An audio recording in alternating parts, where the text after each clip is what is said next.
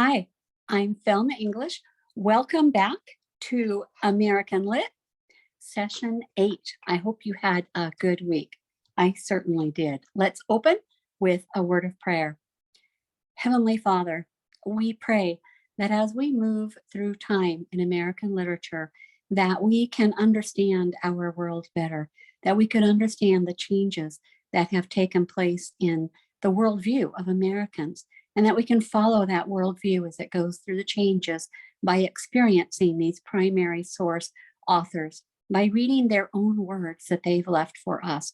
May this inspire us to leave good words for others. In Jesus' name, amen. And I do mean that. I think some of you are aspiring authors and may end up being quite the authors.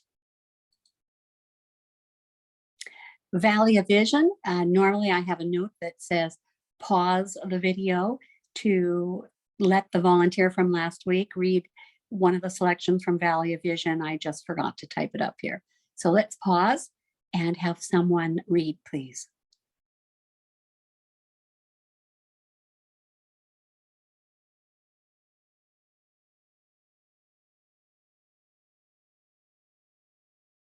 Okay, let's get going again. You know, of course, I love the Valley of Vision. I really enjoy that. Schedule review. This is session 8. We're going to take a quiz in just a couple of minutes on the first half of Franklin's autobiography, pages 1 through 80. We'll talk a little bit about exam prep.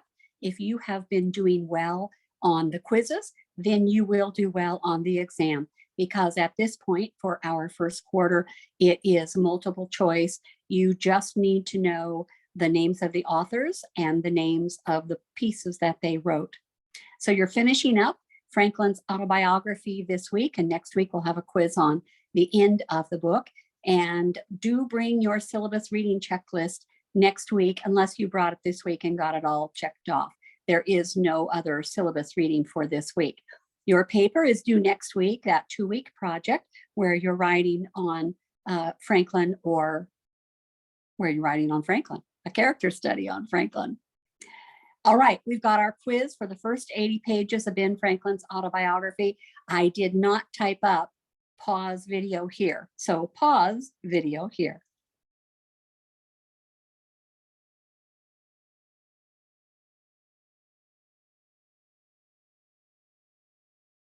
Okay, that wasn't bad at all, was it?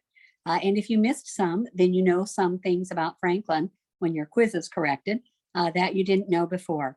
If you are missing some of the quiz, then you may want to practice reading a little bit better, or try listening to one of the multiple free read aloud audios of Ben Franklin's autobiography. The only problem with a read aloud is trying to figure out when you're halfway through so that you can take the quiz. If you couldn't do the last quiz number or something because you're listening to an audio, perhaps your parent or teacher will let you answer that question next week. Perhaps. All right, we're going to start looking at American poets. We have a new poet this morning, or this afternoon or evening, William Cullen Bryant. If you would open your Dover 101 poems, mine looks like this.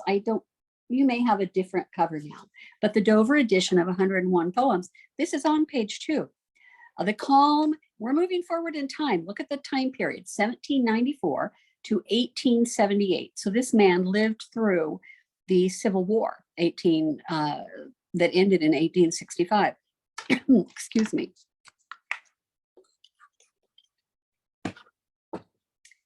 Now, when something bad happens to you, people who are artistic and creative and people who write well very often will write a poem. Sometimes their very best work is written after the loss of a loved one. They want to memorialize that person. And think of the Puritan time period when there were no photos.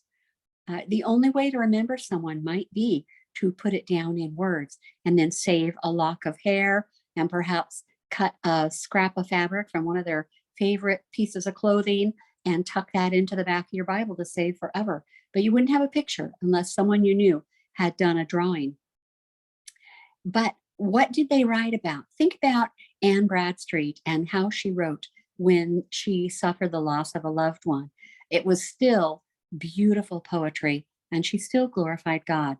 We're moving away from the Puritan time period, and we're moving to an in-between time. This man, William Cullen Bryant, his father and grandfather were staunch Christians. Were they real Christians? I don't know. But they studied theology. They wanted him to be a lawyer.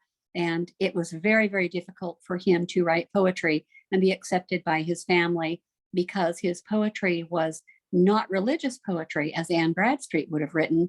He was moving toward what he didn't know, and it was called later Romanticism. The calm acceptance and trust that was reflected in everything the Puritans wrote, even when writing about suffering and death, was unique to them because of their personal relationships with God and their commitment to glorify God. With Puritan influence waning, there came a dark, brooding, emotional indulgence in poetry that would become part of Romanticism. And I call it a dark Romanticism. So you've suffered the loss of a husband or a child or a grandchild. These are, or a husband, a wife. These are all terrible losses. How do you write? Do you blame God or do you glorify God? What do you do if you're not a Christian? You are too young to have been to many funerals or memorials or celebrations of life. I just recently went to one was a celebration of life and one was a funeral. And there's a big difference. One is Anne Bradstreet celebrating life that was and giving thanks to God for the days they had. And the other was a funeral. It was very sad. And there was, it was very sad. And I don't know if the person was a Christian or not. But this retreat from Christianity left the children of those stalwart Puritans empty and without answers. What do you do if you don't have Christ and someone dies? Bryant was a poet as a child. By the time he was 13, his poems were being printed and made into booklets and being read by all types of people. So he was born to be famous. He promised his father and grandfather he'd finish law school and quit writing poetry. But one of his friends, he wanted a poem for his wedding. And so he disobeyed his promise and he wrote a poem for the wedding. And then several weeks later, the friend's brand new bride died. And the friend asked him again, please write a poem. And he did. And he soon realized that he was just born to be a poet. So after suffering the loss of several close friends, he found himself writing funeral poetry, and the rest is history. Thanatopsis is offers a meager replacement. He gives you nature instead of God. Anne Bradstreet would present you to God with your suffering, your calamity, whatever your crisis was. And William Cullen Bryant is going to offer nature. Let's see how he does. Famous poem. Thanatos, if you may know, if you've taken New Testament survey, or if you have done any biblical Greek, Thanatos is death, and the opsis is some kind of seeing. So this would be like seeing death or understanding death, something like that from the Greek. And he did learn Greek. He was fascinated with Greek. In fact, he had read most of I think the entire New Testament in Greek quickly. He picked up things very quickly. To him, and this is the poem, and it is in page 2 of your Dover 101 poems. I'm sorry. To him who in the love of nature holds communion with her visible forms, she speaks a various language. For his gayer hours, she has a voice of gladness and a smile and eloquence of beauty, and she glides into his darker musings with a mild and healing sympathy that steals away their sharpness ere he is aware. When thoughts of that last bitter hour come like a blight over thy spirit, and sad images of the stern agony and shroud and pall and breathless darkness in the narrow house make thee to shudder and grow sick at heart, go forth under the open sky and list to nature's teachings, while from all around earth and her waters and the depths of air comes a still voice.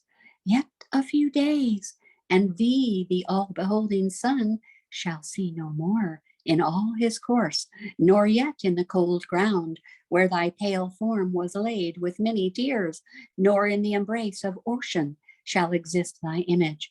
Earth that nourished thee shall claim thy growth to be resolved to earth again, and lost each human trace, surrendering up thine individual being, shalt thou go to mix forever with the elements, to be a brother to the insensible rock and to the sluggish clod, which the rude swain turns with his share, so the farmer turning over with his hoe, and treads upon. The oak shall send his roots abroad and pierce thy mold, your moldy body. Yet not to thine eternal resting place shalt thou retire alone, nor couldst thou wish couch more magnificent. You could not wish for a bed nicer. Thou shalt lie down with patriarchs of the infant world, so a long time ago, with kings, the powerful of the earth, the wise, the good, fair forms, and hoary, that means white, hoary seers, so people who tell the future and have white hair, hoary seers of ages past, all in one mighty sepulchre. The hills rock-ribbed and ancient as the sun, the vales stretching in pensive quietness between, the venerable woods, rivers that move in majesty, and the complaining brooks that make the meadows green, and poured round all, old ocean's gray and melancholy waste, are but the solemn decorations, all of the great tomb of man. The golden sun, the planets, all the infinite host of heaven are shining on the sad abodes of death through the still lapse of ages. All that tread the globe are but a handful to the tribes that slumber in its bosom. So all the people walking on earth are nothing compared to what's buried under the earth. Take the wings of morning, pierce the bark and wilderness, or lose thyself in the continuous woods where rolls the Oregon and hears no sound save his own dashings. Yet the dead are there, and millions in those solitudes, since first the flight of years begin, have laid them down in their last step. The dead reign there alone. So shalt thou rest. And what if thou withdraw in silence from the living, and no friend take note of thy departure? All that breathe will share thy destiny.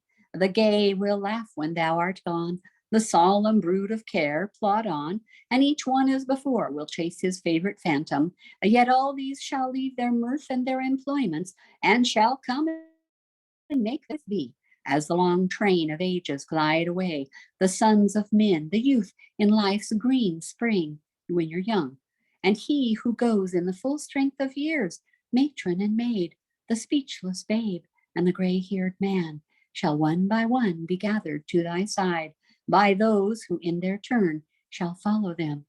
So live, that when thy summons comes to join the innumerable caravan which moves to that mysterious realm where each shall take his chamber in the silent halls of death, thou go not like the quarry slave at night, scourged in his dungeon, but sustained and soothed by an unfaltering trust.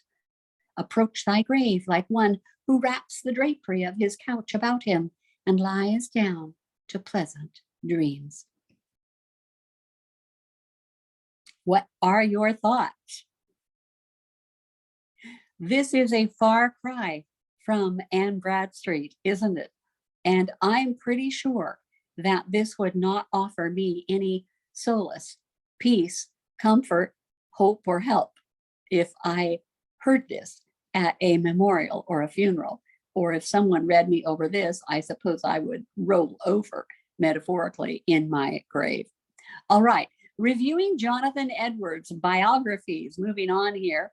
And you can see Jonathan Edwards' time frame here is not too far before William Cullen Bryant. Some of you quit writing when you reached or exceeded your word count. I've been looking over the Jonathan Edwards biographies, or when my students were writing them for me, and some of you were careful to include an important set of vocabulary words, and some of you absolutely amazed me. I would say your names, but you might not want these in memorial. But a few of you got to your word count, your minimum word count, and then wrapped it all up in about 6 words. And that is not the way to write a good short paper. What were the important items we said we were going to put into those Jonathan Edwards biographies? We said, mention he's a Puritan, You could even say he's the last great Puritan. Mention he was a theologian, and he was very interested in the sovereignty of God. Quite a few great quotes from his narrative there. He graduated from Yale as a very young man. He was part of that first Great Awakening, or the Great Awakening. Lots of famous sermons. You could quote, mention sinners in the hands of an angry God, or quote from him. He was a missionary to the Indians. When they threw him out of his church, he decided that unless you could prove you were a Christian, you weren't going to take communion, and they threw him out. He was a preacher. He had very poor health. In a short biography, there is room for just a bit of personal birth and death type information. With a list of keywords, the paper almost writes itself. I used basic birth and death info, then wrapped it up with a conclusion. And so here we have a sample of Jonathan Edwards' biography. And since you're getting ready to write a character study of Ben Franklin, I think this information will help you, because a character study and a biography are very similar. The character study, you're searching for words like faithless or filled with faith. You're looking for a few more things character than what a person invented. A list of 20 inventions would kind of be a waste. You might mention 4, 5, 6 inventions for Benjamin Franklin, but you would be more interested to talk about, did he ever hang around with low women? Was he, he had a desire to perfect himself. Did he ever get there? Lots to write about Benjamin Franklin's character, especially halfway through his autobiography. Now, this is a sample paper. This is a pretend paper. I wrote this in about 10 minutes, but then I'm quite old. Jonathan Edwards, the last great Puritan, and I'm putting the words in red that I had mentioned and that we put on a list. Jonathan Edwards, the last great Puritan, was born in 1703. In his childhood, he liked debating his faith and beliefs. His personal faith is theistic, but he came to know God later in life. Edwards graduated from Yale when only 17. He was a theologian who struggled with the doctrine of God's sovereignty in choosing whom he would to eternal life. And I took that quote from the syllabus, page 75. He was a preacher, a missionary to the Indians, and wrote many famous sermons, including Sinners in the Hands of an Angry God. He was instrumental in the first Great Awakening religious movement. Edwards' health was extremely poor, declining as he grew older. He died March 22, 1758, from a smallpox vaccination just 2 months after taking lead at Princeton University. He attempted to glorify God in his life and is remembered as the last of the great Puritans. So I tied in what I called him up front, the last great Puritan, and I tied it up at the end. This is 133 words if you take out the quote. This is for grade 7 or 8. This is a great short biography. It can be done well in 133 words, but it does require you to start with a list of words, a list of quotes you want to include, or a book that is well marked up or highlighted, so that you make sure you don't leave anything out. It would be very sad to write a biography of Jonathan Edwards and not mention that he was a Puritan, or not mention Sinners in the Hands of an Angry God, or not mention something about his being a theologian, or his problem with God's sovereignty up front. You wouldn't have to mention that. There are plenty of other things, and I threw in, he attempted to glorify God in his life and is remembered as the last of the great Puritans. I thought, oh, Mrs. E was really impressed when we talked about the Puritans, all of their writings glorifying God. I bet I'll get a better grade if I throw that in there. And so I did. A character study is looking at the character of a person rather than just the facts of their life, rather than just saying Ben Franklin was born on this year. He had so many children. This is his wife's name, his father, his mother. That's a biography, or a biography, but a long one. A character study is looking at the character of a person rather than just the facts of their life.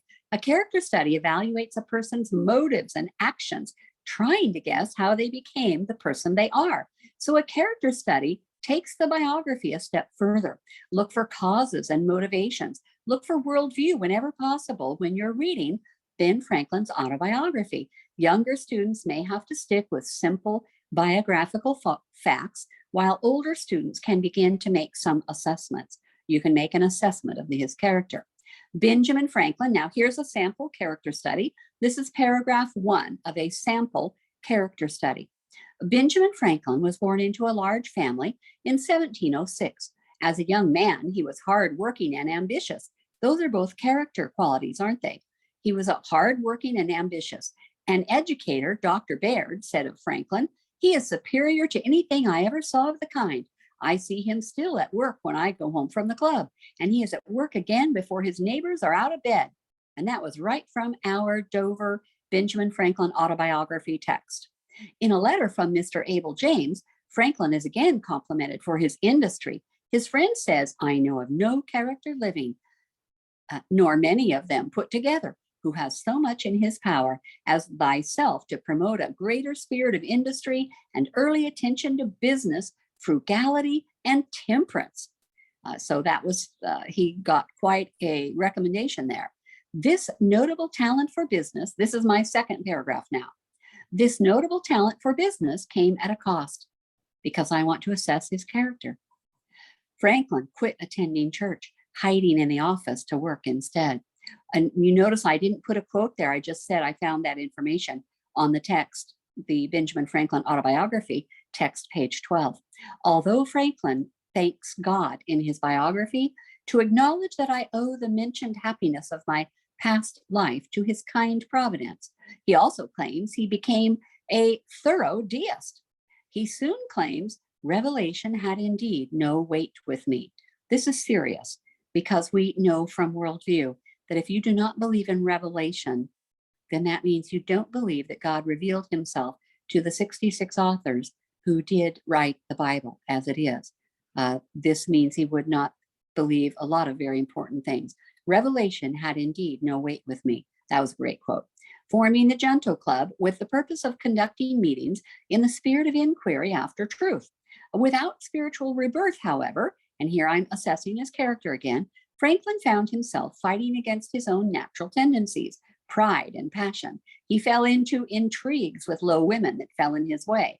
And I quoted that and gave a text page number because that seems kind of inflammatory to say something about that, about a founding father, Benjamin Franklin. So I actually quote it from his own words. He fell into intrigues with low women that fell in his way while working on his own 13 virtues, an attempt of moral perfection. And that kind of tells my reader that he didn't really achieve moral perfection by practicing it, did he? All right, paragraph 2 continued. Franklin attempted to attain perfection through hard work, the same hard work that had served him well all his life. He carefully wrote out his virtues in a format to be practiced every day, even including a prayer. However, as he tells us, George Whitefield, the man behind the First Great Awakening, used indeed sometimes to pray for my conversion, but never had the satisfaction of believing that his prayers were heard. And I got my quote from text page 84. And you can see the proper use of sick here. I've inserted SIC after that oddly spelled word used. He used, and we don't use that anymore that way, use that. But in the brackets, sick tells my reader that I found it that way. That's the way it was spelled in the book. Franklin is an American founding father, someone instrumental in preparing, this is paragraphs 3 and 4, someone instrumental in preparing the documents which still lead America today. Franklin was a statesman and a diplomat, traveling back and forth from America to Britain to plead the case for America. His relentless spirit of scientific inquiry led him to invent, from bifocals and musical instruments to libraries and firehouses. And there you see a proper use of a colon. Franklin invented for the common good, another colon, printing books and newspapers and setting up public street cleaning policies. The autobiography can be used as a basis for examining the question of what it means to be an American and what the dominant American values are: frugality, hard work, and personal success. The reader clings to the hope that Franklin became a born-again Christian in his later years, finally giving credit to God for his personal success. So at the end, I, as the author of the paper, gave him the benefit of the doubt, and it does appear in his later written prayers that he prays like a Christian. So I'm going to make a guess, we don't know for sure, but I'm going to make a guess that he was a real Christian at the end of his life. And so I give him the benefit of the doubt there in the closure. We always try to not say horrible things about founding fathers, even if they had affairs or something like that, a founding father, someone who has contributed to America in such a big way, we have to give them a little bit of grace and be thankful that God put them where they were at the time they were. All right, you're getting used to this chart by now, our worldview chart. You understand about theism now. You know that it all rests on the idea of God, the person's idea of God, and a personal relationship with God. And it is a very theological worldview. It's a very theological worldview. It depends on revelation, the word of God, and trusting that that revelation is true. And that's another class. That's New Testament survey. But believe me, I did exegetical theology for 4 years at Western Seminary, and there is more than enough proof to tell us that what we have in English, what we have in Greek and Hebrew anyway, is almost exactly what they wrote. And the difficult sections are not anything important, but that's another class. So we are firmly resting on the word of God as true revelation, revealed truth. And this means we have absolutes. We know what is right. We know what is wrong. We know that anybody who follows Christ will have to pick up a cross and carry it, will have to suffer. And this gives us our morality, and it tells us what our laws are going to be, the things that are good to do and the things bad to do, how to treat women and how to be married, all of these things. And that leads us for guidance and decisions in everyday life. We know what God wants for us if we're reading the Bible. In that way, we conform to the Bible to try to imitate Christ. And that gives us purpose and contentment to go to bed every night, knowing that we have attempted to live like Jesus. And that gives us joy. And it enables us to trust God for more. It gives us hope that anything we do go through, we will be able to endure. And it helps us to practice mercy and forgiveness to others, because mercy and forgiveness has been practiced toward us. And the next worldview that we're right in the middle of is deism. It is based on science. It is a very mechanical worldview. God made the world like a watch. He set it all in motion and he stepped back. He is no longer intervening in time and space.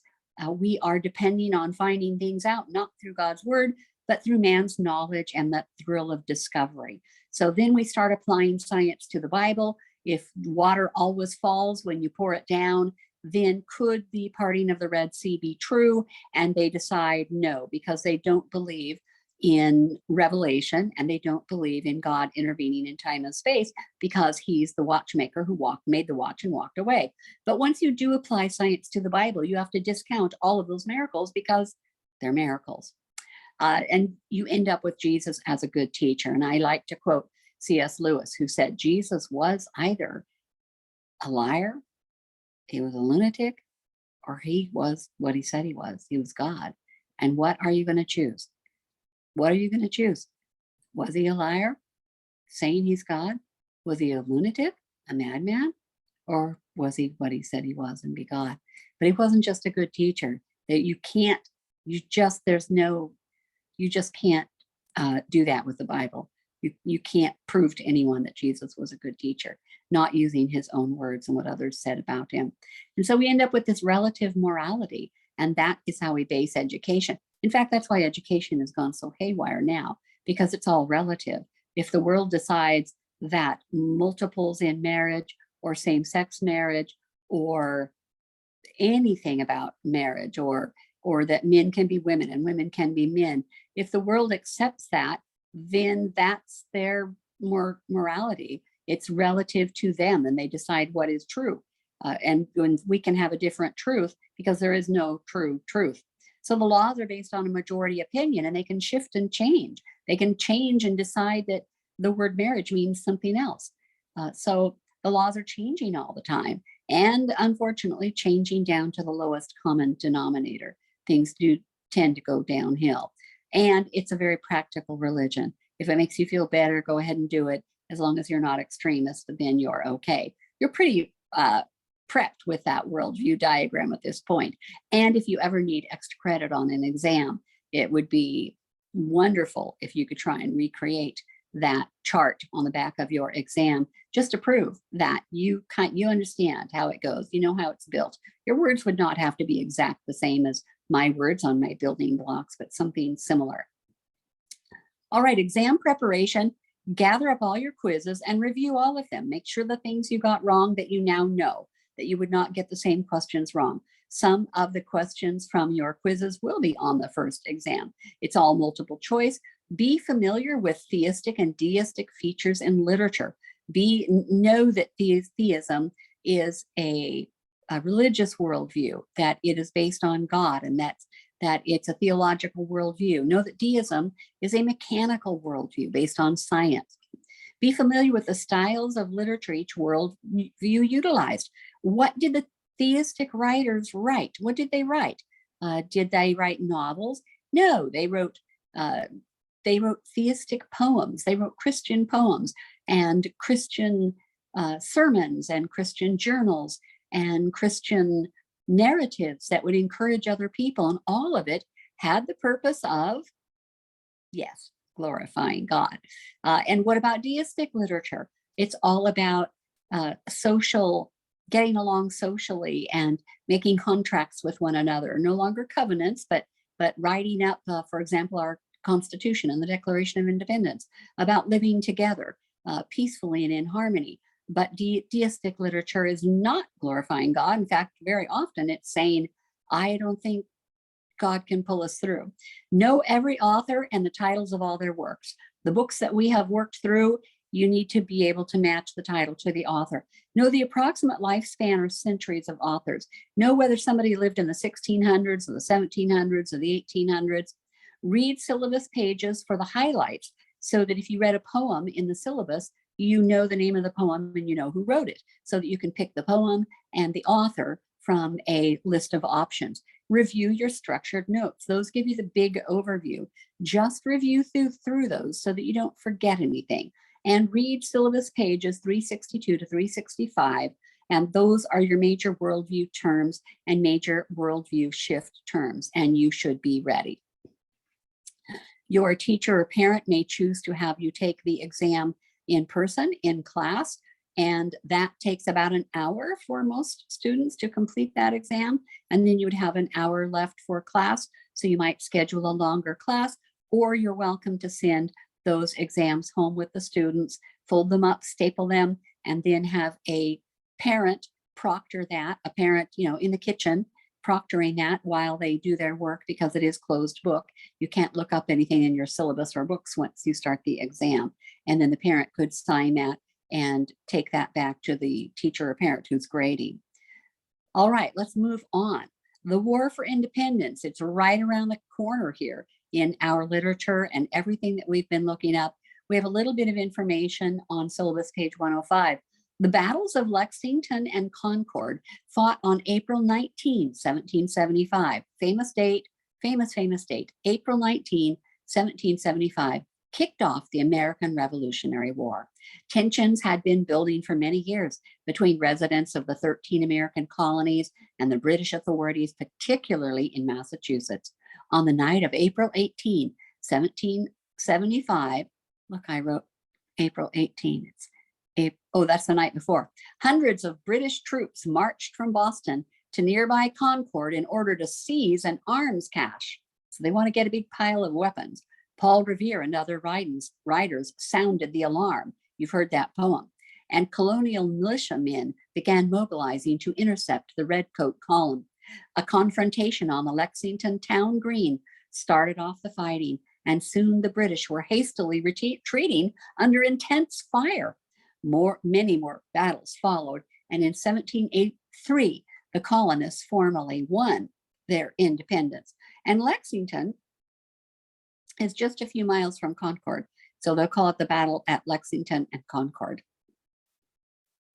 The Concord Hymn, this is also in our 101 Great American Poems, the Dover edition, and it's found on page 4.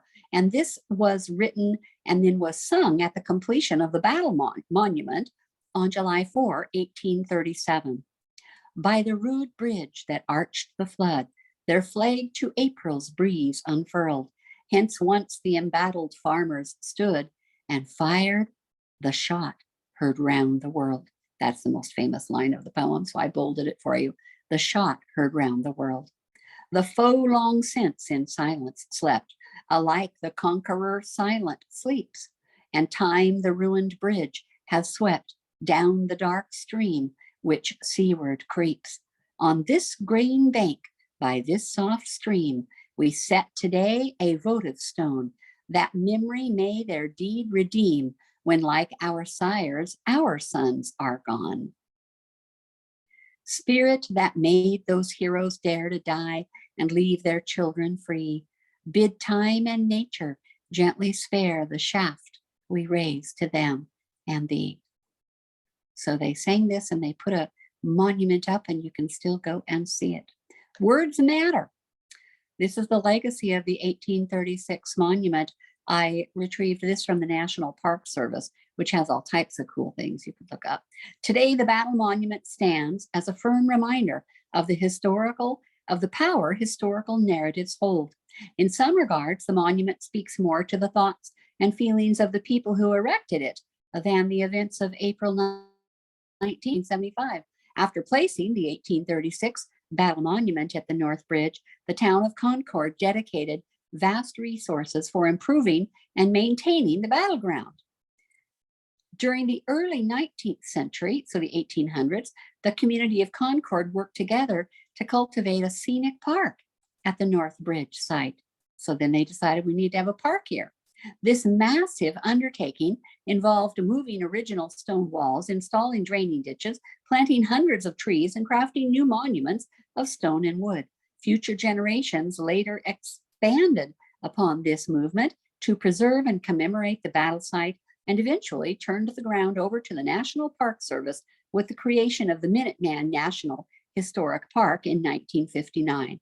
And that's the Minuteman there. All right. Now I'd like to look at some historic speeches, because we're evaluating worldview, and worldviews are always changing. The City on a Hill speech is what we're going to look at. And you think I'm talking about Jonathan Winthrop and the Arabella Covenant, but I'm talking about President-elect John F. Kennedy on January 9th, 1961 in Massachusetts. And this is his speech. I have welcomed this opportunity to address this historic body, and through you, the people of Massachusetts, to whom I am so deeply indebted for a lifetime of friendship and trust. For 14 years, I've placed my confidence in the citizens of Massachusetts, and they have generously responded by placing their confidence in me. Now, he's already president this time. Now, on the Friday after next, I'm to assume new and broader responsibilities. So the Friday after next must be January 20, when you get inaugurated. But I'm not here to bid farewell to Massachusetts. For 43 years, whether I was in London, Washington, the South Pacific, or otherwhere, because he did serve in the Navy or Army, this has been my home, and God willing, wherever I serve, this shall remain my home. It was here my grandparents were born, and it is here I hope my grandchildren will be born. I speak neither from false provincial pride nor artful political flattery, for no man about to enter high office in this country can ever be unmindful of the contribution this state has made to our national greatness. Its leaders have shaped our destiny long before the great republic was born. Its principles have guided our footsteps in time of crisis, as well as in times of calm. Its democratic institutions, including this historic body, have served as beacons of light for other nations as well as our sister states. All right, when you see something about served as a beacon of light, America serving as a beacon of light for other nations, this is a big deal. For what Pericles said to the Athenians has long been true of this commonwealth: we do not imitate, for we are a model to others. This is famous. If you take classical lit, you'll read Pericles' funeral oration that was spoken in Athens, as shown by this artist's rendition of that. But in 1961, people knew what you were talking about. And today, I'm afraid, only those who are classically educated would even understand a mention of Pericles and the Athenians, and that we don't imitate and we're a model to others. Continuing the speech. And so it is that I carry with me from this state to that high and lonely office to which I now succeed, presidential office, more than fond memories of firm friendships, the enduring qualities of Massachusetts, the common threads woven by the Pilgrim and the Puritan, the fisherman and the farmer, the Yankee and the immigrant, will not be and could not be forgotten in this nation's executive mansion. So at the White House, he's not going to forget. They are an indelible part of my life, my convictions, my view of the past, and my hopes for the future. Allow me to illustrate. During the last 60 days, I have been at the task of constructing an administration because he's going to be president. So he has to get a administration together with all of his own men. It has been a long and deliberate process. Some have counseled greater speed. Others have counseled more expedient tests. But I have been guided by the standard John Winthrop set before his shipmates on the flagship Arabella 331 years ago, as they too faced the task of building a new government on a perilous frontier. We must all consider, he said, that we shall be as a city upon a hill. The eyes of all people are upon us. This is JFK, President JFK Kennedy, quoting Jonathan Winthrop and the Arabella Covenant. And you know what he's talking about. Today, the eyes of all people are truly upon us, and our governments in every branch, at every level, national, state, and local, must be as a city upon a hill, constructed and inhabited by men aware of their great trust and their great responsibilities. For we are setting out upon a voyage in 1961, no less hazardous than that undertaken by the Arabella in 1630. We are committing ourselves to tasks to statecraft no less awesome than the governing the Massachusetts Bay Colony, beset as it was then by terror without and disorder within. History will not judge our endeavors, and a government cannot be selected merely on the basis of color or creed or even party affiliation. Neither will competence and loyalty and stature, while essential to the utmost, suffice in times as such as these. For of those to whom much is given, much is required. I looked up to have the verse citation, which I placed in a brackets so that you know I added that verse. And it's quite funny because if you're researching JFK, many people think that quote is his. They don't realize it's from the Bible. And when at some future date, the high court of history sits in judgment on each one of us, recording whether in our brief span of life we fulfilled our responsibilities to the state, our success or failure in whatever office we may hold will be measured by the answers to 4 questions. First, were we truly men of courage, with the courage to stand up to one's enemies and the courage to stand up when necessary to one's associates, the courage to resist public pressures as well as private greed? Secondly, were we truly men of judgment, with perceptive judgment of the future as well as the past, of our own mistakes as well as the mistakes of others, with enough wisdom to know that we did not know and enough candor to admit it? Third, were we truly men of integrity, men who never ran out on either the principles in which they believed or the people who believed in them, men who believed in us, men whom neither financial gain nor political ambition could ever divert from the fulfillment of our sacred trust? Finally, were we truly men of dedication, with an honor mortgaged to no single individual or group and compromised by no private obligation or aim, but devoted solely to serving the public good and the national interest? Courage, judgment, integrity, dedication, these are the historic qualities of the Bay Colony and the Bay State, the qualities which this state has consistently sent to this chamber on Beacon Hill here in Boston and to Capitol Hill back in Washington. And these are the qualities which, with God's help, this son of Massachusetts hopes will characterize our government's conduct on the 4 stormy years that lie ahead. He doesn't know how stormy, and it won't be 4 years, will it? Humbly I ask his help in that undertaking, but aware that on earth his will is worked by men. I ask for your help and your prayers as I embark on this new and solemn journey. And this is John Jr. and Caroline and his wife, Jackie, at his funeral. Little John Jr. famous for this little salute to his father. Okay, we're going to take another look at another presidential speech or address. This is President Reagan's farewell address in 1989. Now you'll notice the vocabulary of John F. Kennedy was amazing. He had classical references talking about Pericles and that we don't imitate, we're the one that other people follow, and we want to be like the city on a hill and all that. Let's see how Reagan talks. Reagan built on the phrase preached by the Puritan pilgrim John Winthrop in perhaps the earliest example of the idea of American exceptionalism. So we're giving Jonathan Winthrop the credit for American exceptionalism. It means that we would be more exceptional than all the other countries. And of course, that's not politically correct. What's so exceptional about America? And of course, it's because we were founded by those leftover reformers. We truly are exceptional, aren't we? Not perhaps today, but we were then. The idea of American exceptionalism.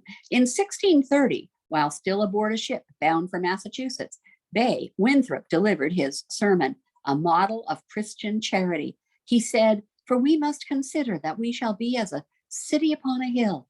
The eyes of all people are upon us, so that if we shall deal falsely with our God in his work, we have undertaken, and so cause him to withdraw his present help from us, we shall be made a story and a byword through the world."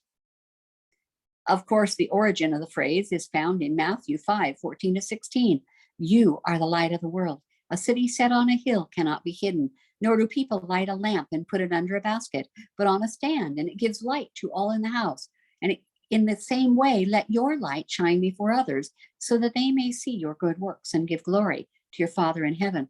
And there we see this Puritan attribute of giving glory to your Father in heaven. Whatever you do, give glory to God when you do it. And the Puritans took that very seriously. And of course, being the light of a hill, being the light of the world, a city on a hill, a light to the world. That's all right from Matthew 5. Therefore, this is the ultimate aim of American exceptionalism. Earlier in his address, Reagan acknowledged the great communicator nickname, and he says, "I wasn't a great communicator, but I communicated great things. And they didn't spring full bloom from my brow. They came from the heart of a great nation, from our experience, our wisdom, and our belief in the principles that have guided us for 2 centuries. For me, it always seemed more like the great rediscovery of our values and our common sense." So for him, reading over about the Puritans and all that was going back to values and using common sense. Then he asked, we are doing a good enough job. Are we doing a good enough job teaching our children what America is and what she represents in the long history of the world? He continued by outlining the fractures that continue to plague our nation. We were taught very directly what it means to be an American, and we absorbed almost in the air a love of country and an appreciation of its institutions. If you didn't get these things from your family, you got them from the neighborhood, or you could get a sense of patriotism from school. And if all else failed, you could get a sense of patriotism from the popular culture, because everyone was patriotic. Then he charged us all with doing a better job of getting across that America is freedom of speech, freedom of religion, freedom of enterprise, and freedom is special and rare. It's fragile. It needs protection. Bringing this post full circle, he added that we've got to teach history based on not what's in fashion, but what's important, why the pilgrims came here. Before concluding by saying goodbye, God bless you and God bless us, the United States of America, Reagan offered lesson number 1 about America. All great change in America begins at the dinner table. So tomorrow night in the kitchen, I hope the talking begins. And children, if your parents haven't been teaching you what it means to be an American, let them know and nail them on it. That would be a very American thing to do. Of course, the purpose of our lost founding is to help us rediscover the principles that have guided us for 2 centuries. But why is that important? Ronald Reagan answered that question in his farewell address.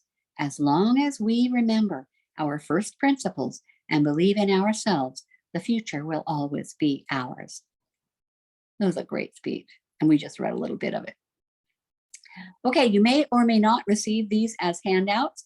The first inaugural address of George Washington, the first inaugural address of Thomas Jefferson, the first inaugural address, the only inaugural address of Donald Trump, the first inaugural address of Joe Biden, and then there's an article called The Forgotten Wisdom of the Founders that, again, tells you how to study and read and be smart by learning about history.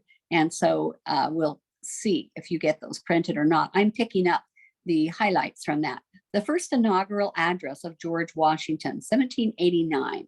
Fellow citizens of the Senate and of the House of Representatives, among the vicissitudes incident to life, no event could have filled me with greater anxieties than that of which the notification was transmitted by your order and received on the 14th day of the present month.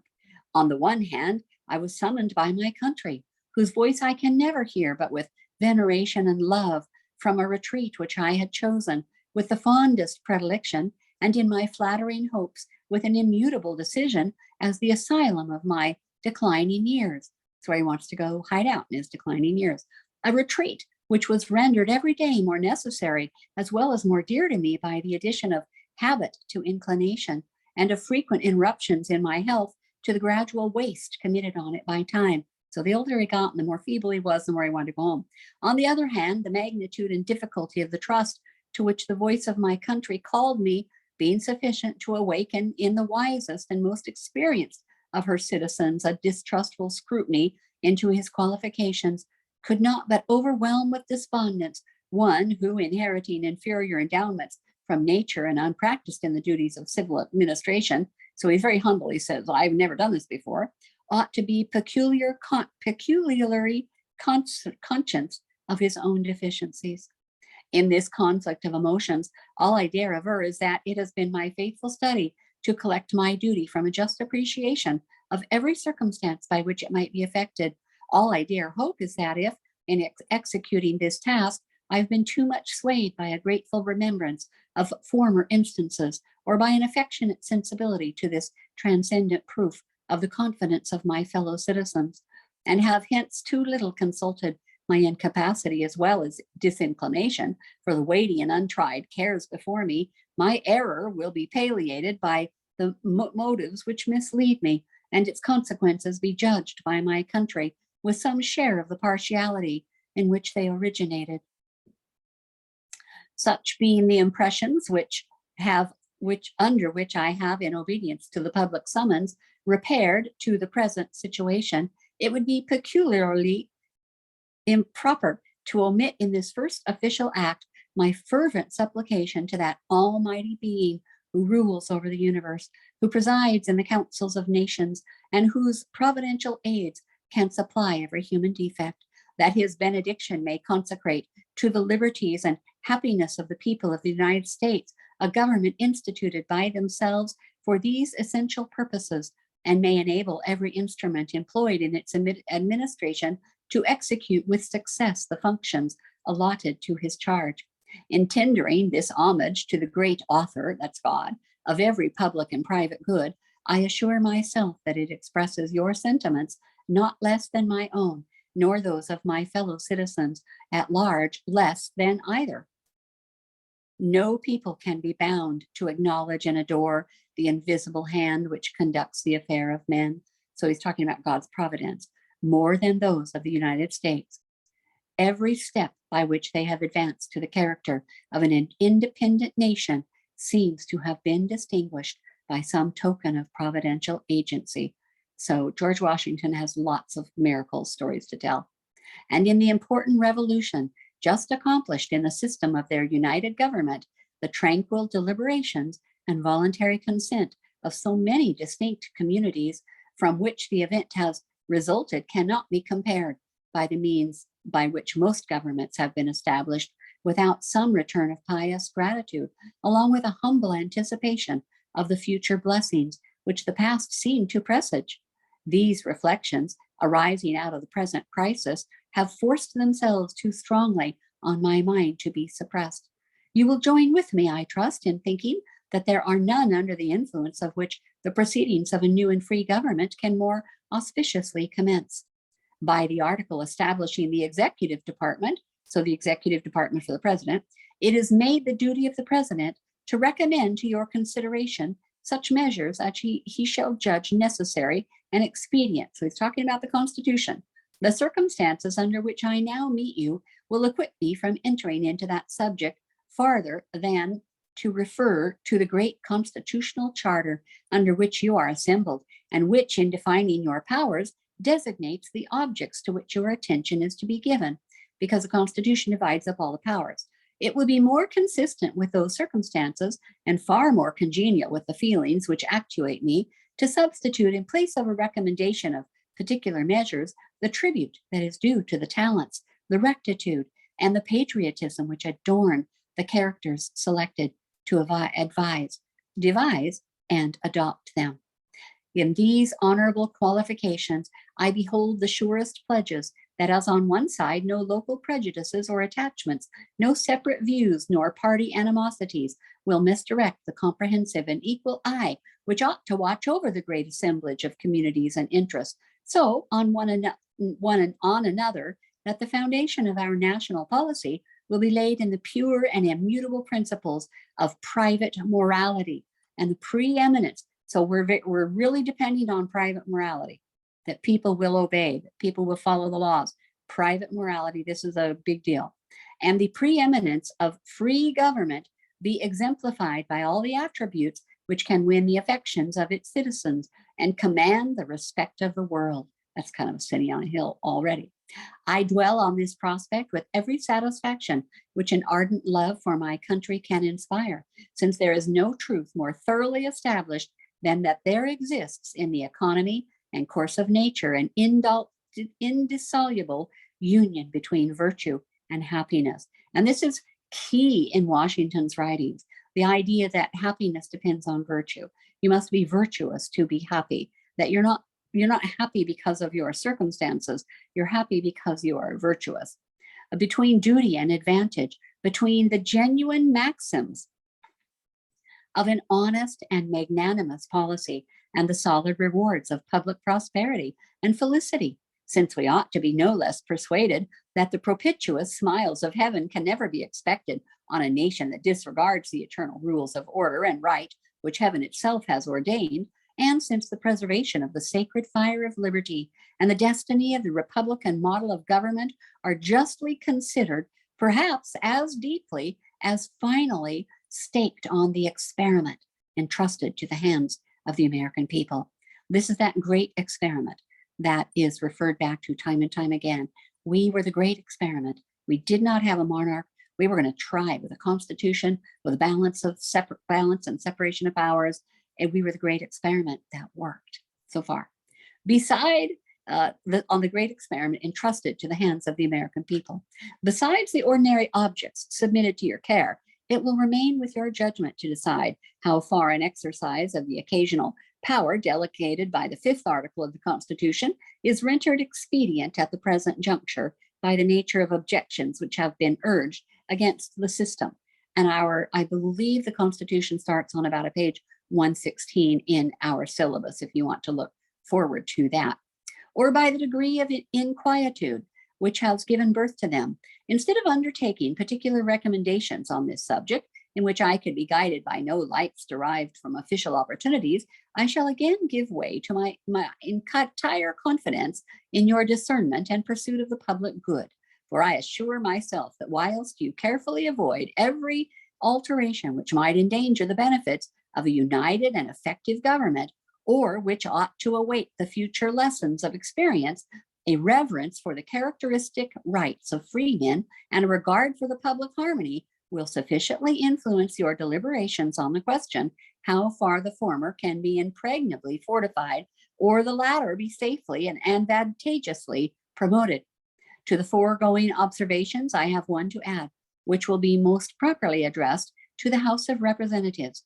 It considers myself, and will therefore be as brief as possible. When I was first honored with a call into the service of my own country, then on the eve of an arduous struggle for its liberties, the light in which I contemplated my duty required that I should renounce every pecuniary compensation. From this resolution, I have in no instance departed, and being still, Trump did that also, refused money, and being still under the impressions which produced it, I must decline as inapplicable to myself any share of the personal emoluments which may be indispensably included in a permanent provision for the executive department, and must accordingly pray that the pecuniary estimates for the station in which I am placed may, during my continuance in it, be limited to such actual expenditures as the public good may be thought to require.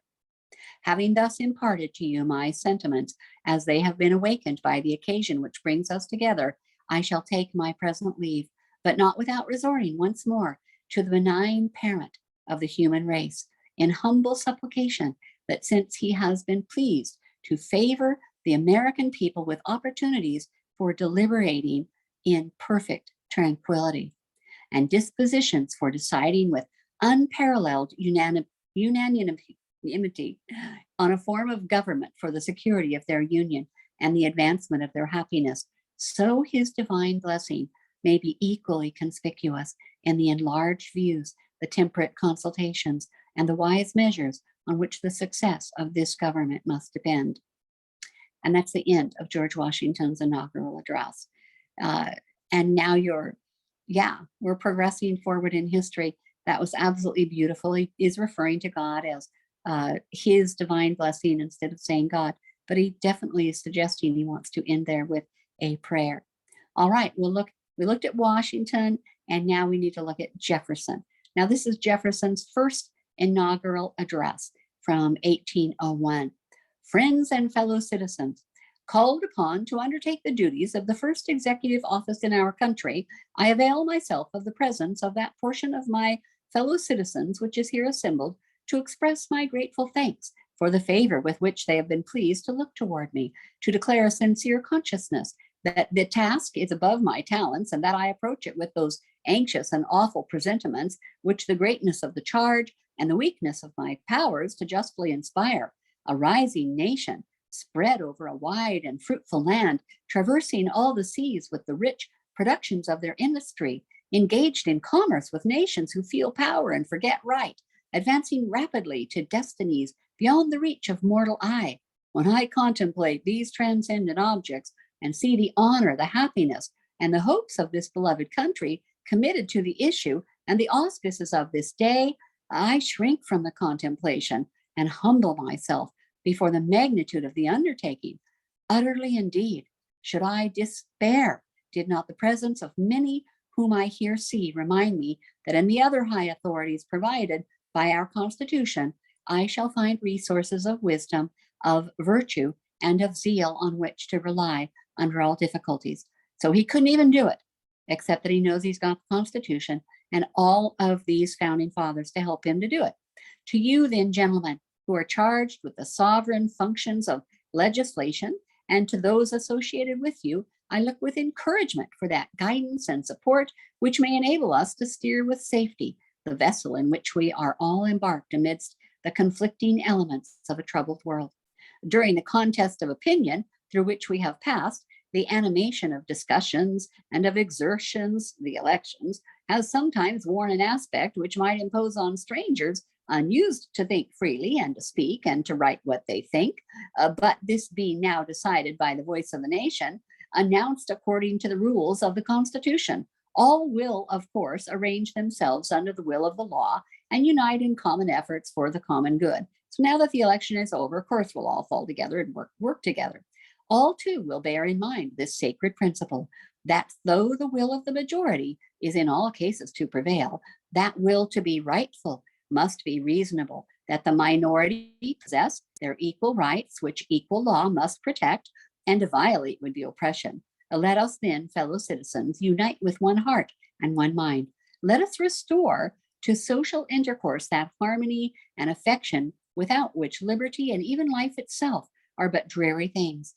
And let us reflect that having banished from our land that religious intolerance under which mankind so long bled and suffered, we have yet gained little if we countenance a political intolerance as despotic, as wicked, and capable as and bitter and bloody persecutions.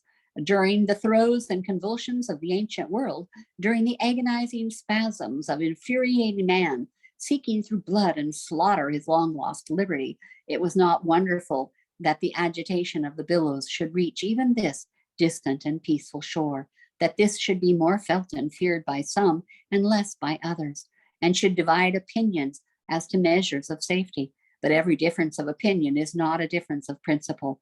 We've called by different names brethren of the same principle. We are all Republicans, we are all Federals.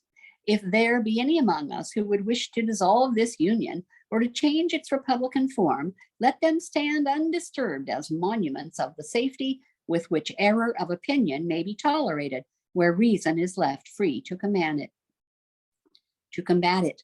I know indeed that some honest men fear that a republican government cannot be strong, that this government is not strong enough. But would the honest patriot, in the full tide of successful experiment, abandon a government which had kept us firm on the theoretic and visionary fear that this government, the world's best hope, may possibly lack energy to preserve itself? I trust not. I believe this on the contrary.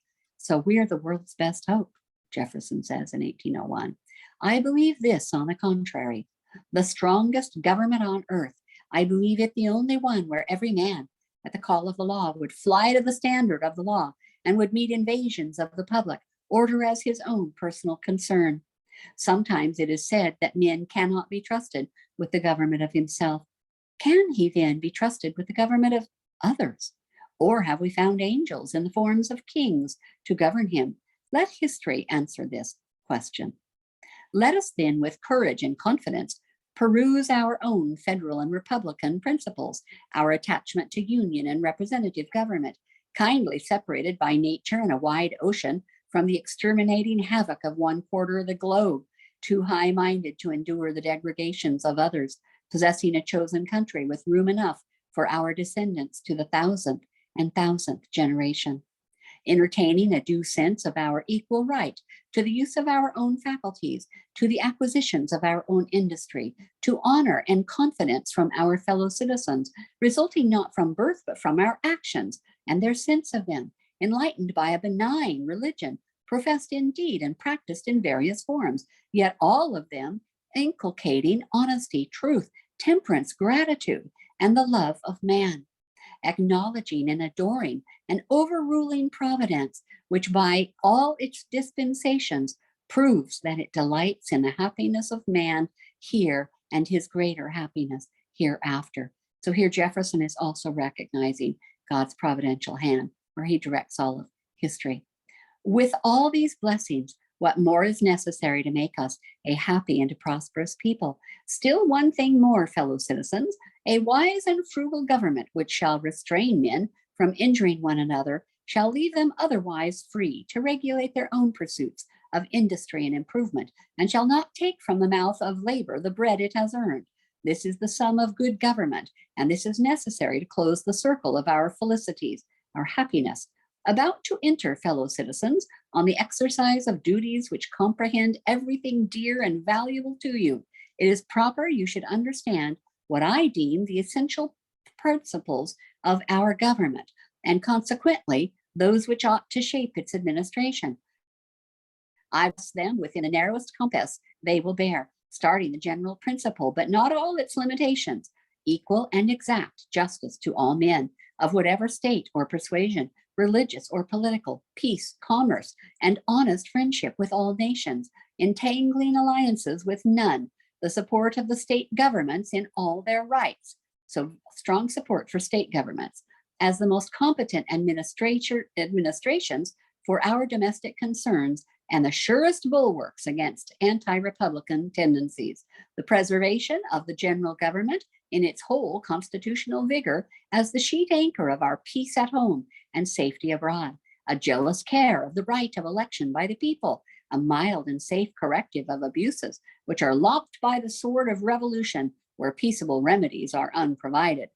Absolute acquiescence in the decisions of the majority, the vital principle of republics, from which is no appeal but to force, the vital principle and immediate parent of despotism, a well-disciplined militia, our best reliance on peace and for the first moments of war, till regulars may relieve them, the supremacy of the civil over the military authority, economy in the public expense, that labor may be lightly burthened, the honest payment of our debts, and sacred preservation of the public faith, encouragement of agriculture and of commerce as its handmaid, the diffusion of information and arrangement of all abuses at the bar of the public reason, freedom of religion, freedom of the press, and freedom of person under the protection of the habeas corpus, and trial by juries impartially selected, These principles form the bright constellation which has gone before us and guided our steps through an age of revolution and reformation.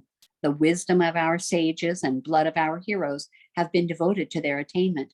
They should be the creed of our political faith, the text of civic instruction, the touchstone by which to try the services of those we trust. And should we wander from them in moments of error or of alarm, let us hasten to retrace our steps and regain the road which alone leads to peace, liberty, and safety.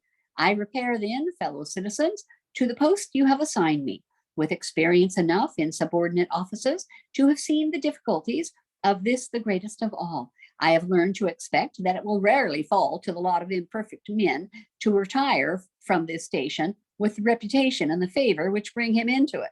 So they really like him now. When he leaves, he thinks he doesn't have a chance of being liked. Without pretensions to that high confidence, you respond in our first and greatest revolutionary character, he's referring to George Washington, whose preeminent services had entitled him to the first place in his country's love and destined for him the fairest page in a volume of faithful history. I ask so much confidence only as may give firmness and effect to the legal administration of your affairs. I shall often go wrong through defect of judgment. When right, I shall often be thought wrong by those whose positions will not command a view of the whole ground. I ask your indulgence for my own errors, which will never be intentional, and your support against the errors of others, who may condemn what they would not if seen in all its parts. The approbation implied by your suffrage is great consolation to me for the past, and my future solicitude will be to retain the good opinion of those who have bestowed it in advance, to conciliate that of others by doing them all the good in my power, and to be instrumental to the happiness and freedom of all. Relying then on the patronage of your goodwill, I advance with obedience to the work, ready to retire from it whenever you become sensible how much better choice it is in your power to make. And may that infinite power which rules the destinies of the universe lead our counsels to what is best and give them a favorable issue for your peace and prosperity. Okay, that's a great inaugural address. We're moving forward now to Donald Trump. I hope these are as fascinating to you as they are to me. I'm trying to find how many presidents alluded to the city on a hill, how many presidents studied American history, how many presidents can even talk about the Constitution. So let's look at some highlights of this inaugural address. And this is from January 20, 2017. Everybody's inaugurated on January 20. Chief Justice Roberts, President Carter, President Clinton, President Bush, President Obama, fellow Americans, and people of the world, thank you. We, the citizens of America, are now joined in a great national effort to rebuild our country and to restore its promise for all our people.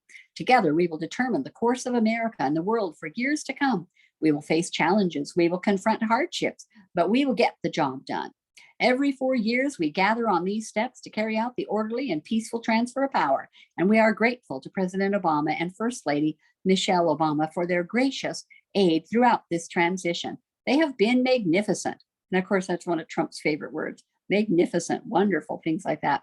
Today's ceremony, however, has very special meaning because today we are not merely transferring power from one administration to another or from one party to another, but we are transferring power from Washington, D.C. and giving it back to you, the American people. Wow, that kind of sounds like Jefferson and Washington, doesn't it? For too long, a small group in our nation's capital has reaped the rewards of government while the people have borne the cost. Washington flourished, but the people did not share in its wealth. Politicians prospered, but the jobs left and the factories closed. The establishment protected itself, but not the citizens of our country. Their victories have not been your victories. Their triumphs have not been your triumphs. And while they celebrated in our nation's capital, there was little to celebrate for struggling families all across our land. That all changes starting right here and right now, because this moment is your moment. It belongs to you. It belongs to everyone gathered here today and everyone watching all across America. This is your day. This is your celebration. And this, the United States of America, is your country. What truly matters is not which party controls our government, but whether our government is controlled by the people. January 20, 2017 will be remembered as the day the people became the rulers of this nation again. To the forgotten men and women of our country will be forgotten no longer. Everyone is listening to you now. You came by the tens of millions to become part of a historic movement, the likes of which the world has never seen before. At the center of this movement is a crucial conviction that a nation exists to serve its citizens. Americans want great schools for their children, safe neighborhoods for their families, and good jobs for themselves. These are the just and reasonable demands of a righteous public. But far too many of our citizens, a different reality exists.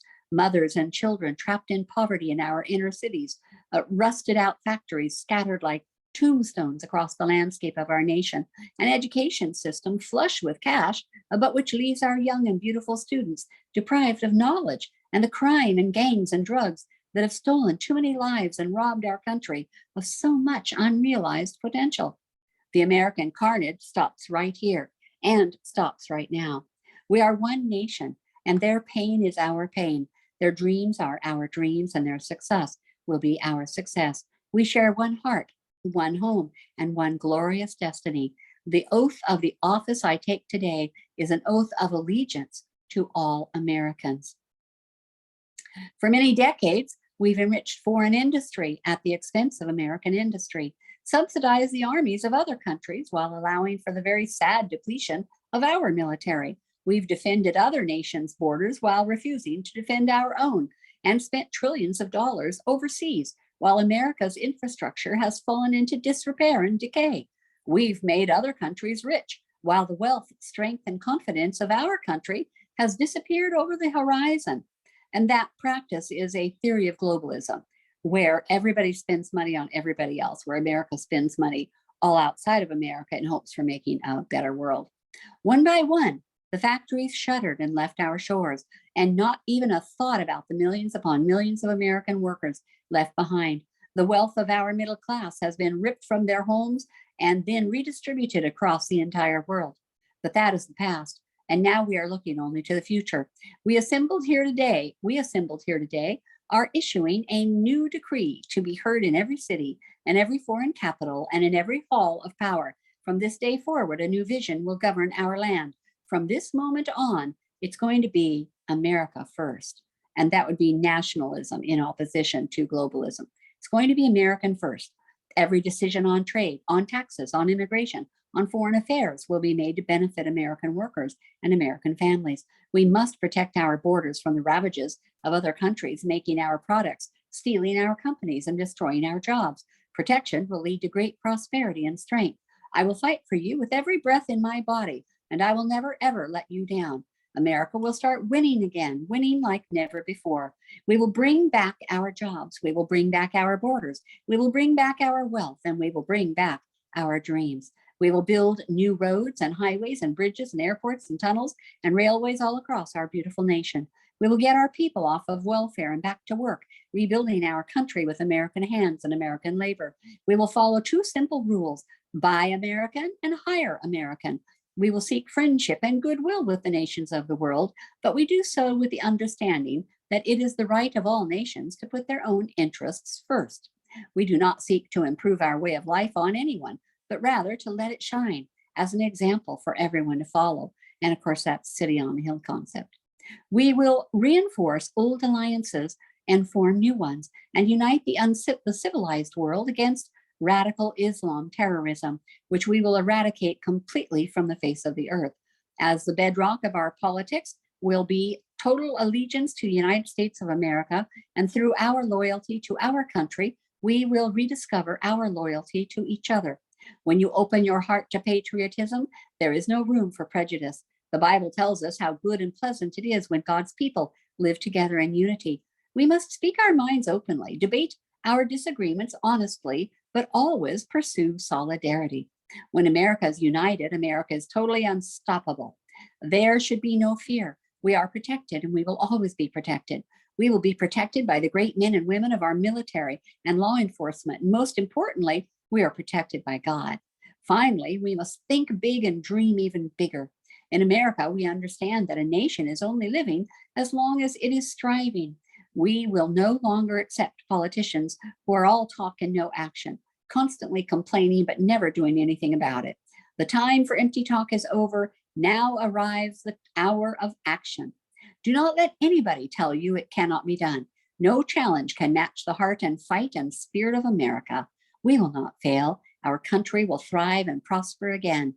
We stand at the birth of a new millennium, ready to unlock the mysteries of space, to free the earth from the miseries of disease, and to harness the energies, industries, and technologies of tomorrow. I'm labeling that statement utopian. A new national pride will stir our souls, lift our sights, and heal our divisions. It is time to remember that old wisdom our soldiers will never forget, that whether we are black or brown or white, we all bleed the same red blood of patriots. We all enjoy the same glorious freedoms, and we all salute the same great American flag. And whether a child is born in the urban sprawl of Detroit or the windswept plains of Nebraska, they look up at the same night sky. They fill their heart with the same dreams, and they are infused with the breath of life by the same Almighty Creator. So to all Americans in every city, near and far, small and large, from mountain to mountain, and from ocean to ocean, hear these words. You will never be ignored again. Your voice, your hopes, and your dreams will define our American destiny, and your courage and goodness and love will forever guide us along the way. Together, we will make America strong again. We will make America wealthy again. We will make America proud again. We will make America safe again. And yes, together we will make America great again. Thank you. God bless you. And God bless America. Okay, that was a pretty promising speech. What do you think? Vocabulary, of course, has taken a dive. Word usage has taken a dive. Sentence structure, grammar has taken a dive. Let's take a look at Biden's inaugural address. So he's talking. The President, Chief Justice Roberts, Vice President Harris, Speaker Pelosi, Leader Schumer, Leader McDonnell, Vice President Pence, distinguished guest, and my fellow Americans. This is America's day. This is democracy's day, a day of history and hope, of renewal and resolve. Though through a crucible for the ages, America has been tested anew, and America has risen to the challenge. Today, we celebrate the triumph not of a candidate, but of a cause, the cause of democracy. The will of the people has been heard, and the will of the people has been heeded. We have learned again that democracy is precious. Democracy is fragile. And in this hour, my friends, democracy has prevailed. So now, on this hallowed ground, where just days ago violence sought to shake this capital's very foundation, we come together as one nation, under God, indivisible, to carry out the peaceful transfer of power as we have for more than 2 centuries. We look ahead on our uniquely American way, restless, bold, optimistic, and set our sights on the nation we know we can be and we must be. I thank my predecessors of both parties for their presence here. I thank them from the bottom of my heart. You know the resilience of our Constitution and the strength of our nation, as does President Carter, who I spoke to last night, but who cannot be with us today, but whom we salute for his lifetime of service. I have just taken the sacred oath each of these patriots took, an oath first sworn by George Washington. But the American story depends not on any one of us, not on some of us, but on all of us, on we the people who seek a more perfect union. This is a great nation, and we are a good people. Over the centuries, through storm and strife, in peace and war, we have come so far, but still we have far to go. We will press forward with speed and urgency, for we have much to do in this winter of peril and possibility, much to repair, much to restore, much to heal, much to build, and much to gain. Few periods in our nation's history have been more challenging or difficult than the one we're in now. A once-in-a-century virus silently stalks the country. It's taken as many lives in 1 year as America lost in all of World War II. Millions of jobs have been lost. Hundreds of thousands of businesses closed. A cry for racial justice, some 400 years in the making, moves us. The dream of justice for all will be deferred no longer. A cry for survival comes from the planet itself, a cry that can't be any more desperate or any more clear. Okay, this implies the planet is in desperate peril, in case you care. And now, a rise in political extremism, white supremacy, domestic terrorism that we must confront and we will defeat. To overcome these challenges, to restore the soul and secure the future of America requires more than words. It requires that most elusive of things in a democracy, unity, unity. In another January in Washington on New Year's Day, 1863, Abraham Lincoln signed the Emancipation Proclamation. When he put pen to paper, the president said, "If my name ever goes down into history, it will be for this act, and all my soul is in it." My soul is in it. Today on this January day, my soul is in it, bringing America together, uniting our people, uniting our nation. I ask every American to join me in this cause, uniting to fight the common foes we face: anger, resentment, hatred, extremism, lawlessness, violence, disease, joblessness, hopelessness. With unity, we can do great things, important things. We can right wrongs. We can put people to work in good jobs. We can teach our children in safe schools. We can overcome the deadly virus. We can reward work, rebuild the middle class, and make healthcare secure for all. We can deliver racial justice. This is a first president to mention racial justice. We can make America once again the leading force for good in the world. I know speaking of unity can sound to some like a foolish fantasy. I know the forces that divide us are deep and they are real, but I also know they are not new. Our history has been a constant struggle between the American ideal that we are all created equal and the harsh, ugly reality that racism, nativism, fear, and demonization have long torn us apart. The battle is perennial. Victory is never assured. Through the Civil War, the Great Depression, World War, 9/11, through struggle, sacrifice, and setbacks, our better angels have always prevailed. This is a Catholic thing. Saying our better angels prevailed is kind of saying our better sides prevailed. In each of these moments, enough of us came together to carry all of us forward, and we can do so now. History, faith, and reason show the way of unity. We can see each other not as adversaries, but as neighbors. We can treat each other with dignity and respect. We can join forces, stop the shouting, and lower the temperature. For without unity, there is no peace, only bitterness and fury. No progress, only exhausting outrage. No nation, only a state of chaos. This is our historic moment of crisis and challenge, and unity is the path forward. And we must meet this moment as the United States of America. If we do that, I guarantee you, we will not fail. We have never, ever, ever failed in America when we have acted together. And so today, at this time and in this place, let us start afresh, all of us. Let us listen to one another, hear one another, see one another, show respect to one another. Politics need not be a raging fire destroying everything in its path. Every disagreement doesn't have to be a cause for total war. And we must not reject a culture in which facts themselves are manipulated and even manufactured. My fellow Americans, we have to be different than this. America has to be better than this. And I believe America is better than this. Just look around. Here we stand in the shadow of a Capitol dome that was completed amid the Civil War when the Union itself hung in the balance. Yet we endured and we prevailed. Here we stand looking out to the Great Mall where Dr. King spoke of his dream. Here we stand where 108 years ago at another inaugural, thousands of protesters tried to block brave women from marching for the right to vote. Today we mark the swearing in of the first woman in America history elected to national office, Vice President Kamala Harris. Don't tell me things can't change. Here we stand across the Potomac from Arlington National Seminary, where heroes who gave the last full measure of devotion rest in eternal peace.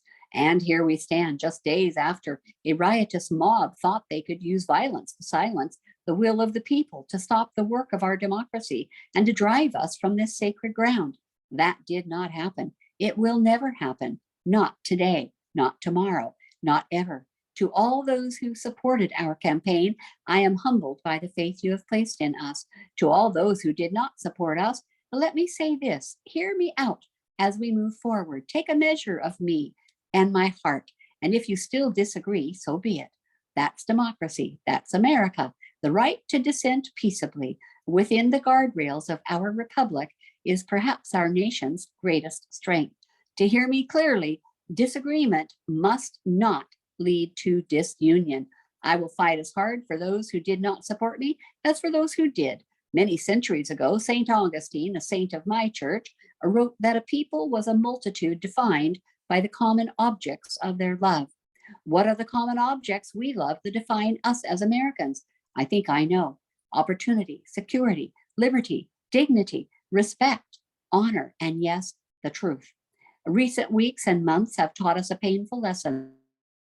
There are lies, lies told for power and for profit, and each of us has a duty and responsibility as citizens, as Americans, and especially as leaders, leaders who have pledged to honor our Constitution and protect our nation, to defend the truth and to defeat the lies. I understand that many Americans view the future with some fear and trepidation. I understand they worry about their jobs, about taking care of their families, about what comes next. I get it. But the answer is not to turn inward, to retreat into competing factions, distrusting those who don't look like you or worship the way you do, or don't get their news from the same source you do. We must end this uncivil war that pits red against blue, rural against urban, conservative versus liberal. We can do this if we open our souls instead of hardening our hearts, if we show a little tolerance and humility, if we're willing to stand in the other person's shoes just for a moment. Because here is the thing about life. There is no accounting for what fate will deal you. There are some days when we need a hand, and there are other days when we're called on to lend one. That is how we must be with one another. And if we are this way, our country will be stronger, more prosperous, more ready for the future. My fellow Americans, in the work ahead of us, we will need each other. We will need all our strength to persevere through this dark winter. We are entering what may well be the toughest and deadliest period of the virus. We must set aside the politics and finally face this pandemic as one nation. I promise you this, as the Bible says, weeping may endure for a night, but joy cometh in the morning. We will get through this together. The world is watching today. So here is my message to those beyond our borders. America has been tested and we have come out stronger for it. We will repair our allegiances and engage with the world once again, not to meet yesterday's challenges, but today's and tomorrow's. We will lead not merely by the example of our power, but by the power of our example. We will be a strong and trusted partner for peace, progress, and security. We have been through so much in this nation.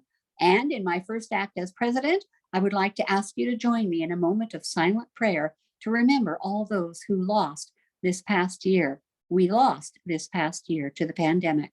To those 400,000 fellow Americans, mothers and fathers, husbands and wives, sons and daughters, friends, neighbors, and co-workers, we will honor them by becoming the people and nation we know we can and should be.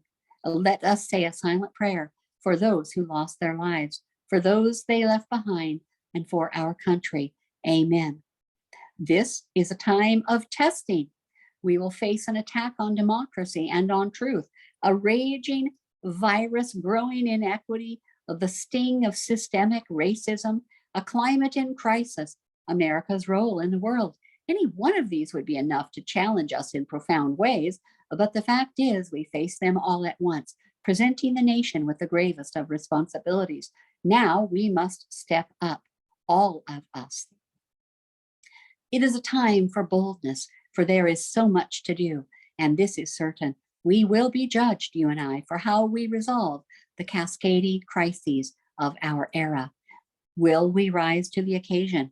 Will we master this rare and difficult hour? Will we meet our obligations and pass along a new and better world for our children? I believe we must, and I believe we will.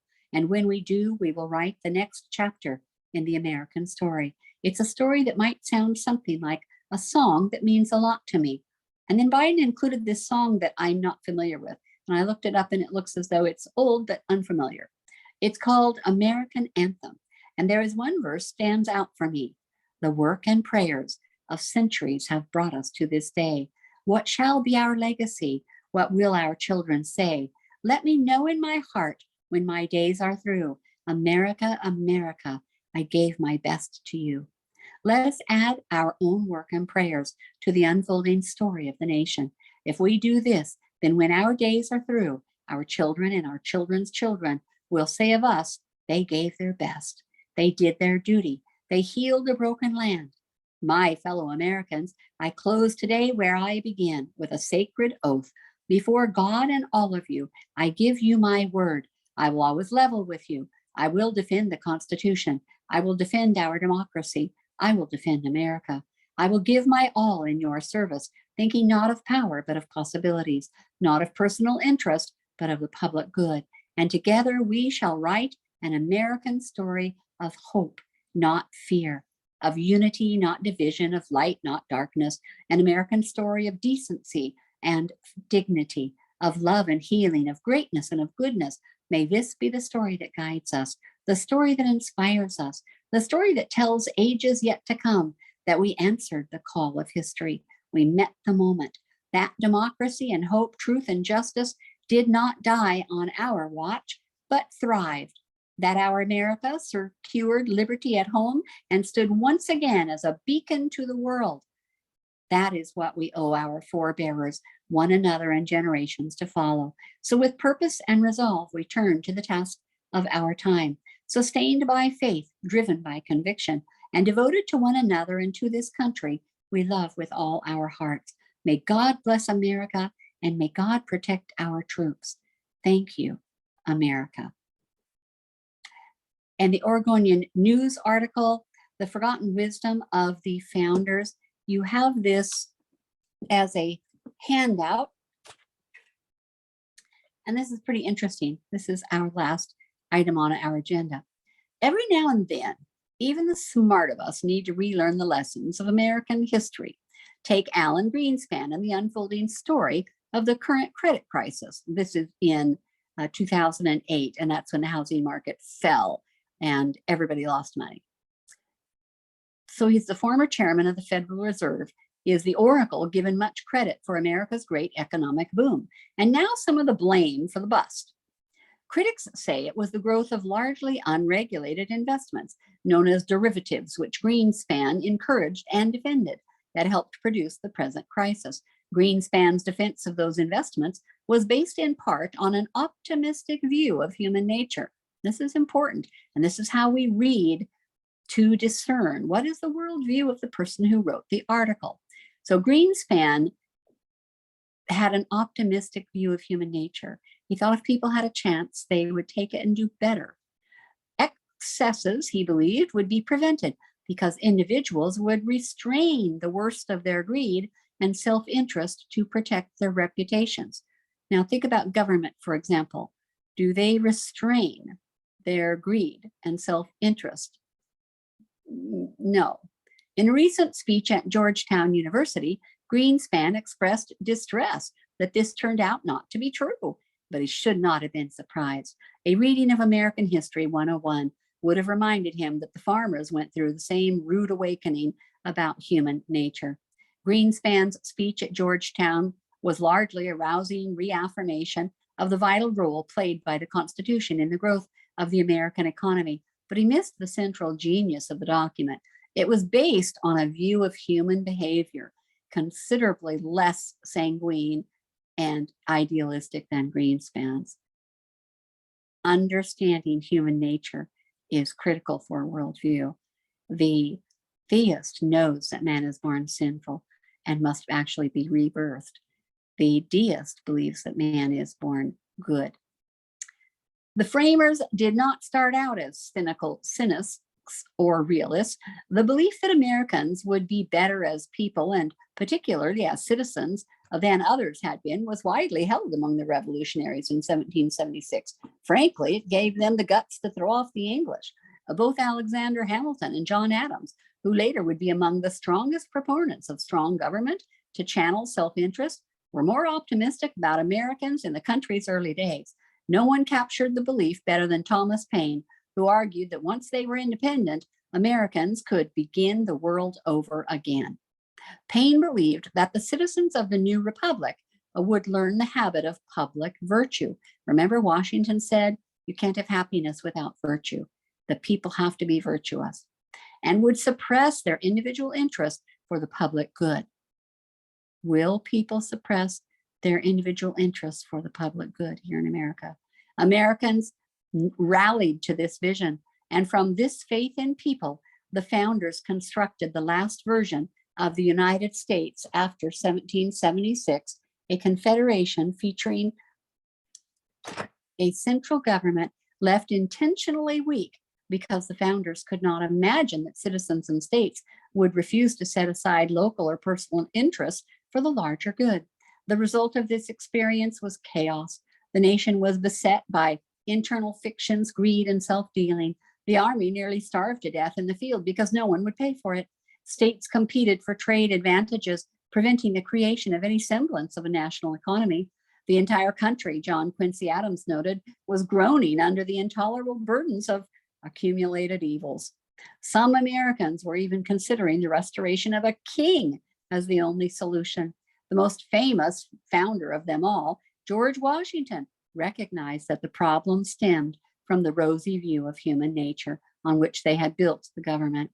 When Greenspan said in his Georgetown speech that he was distressed at how far we've let concerns for reputation slip in recent years, he sounded like Washington, who in 1786 wrote to John Jay, "We probably had too good of an opinion of human nature in forming our confederation.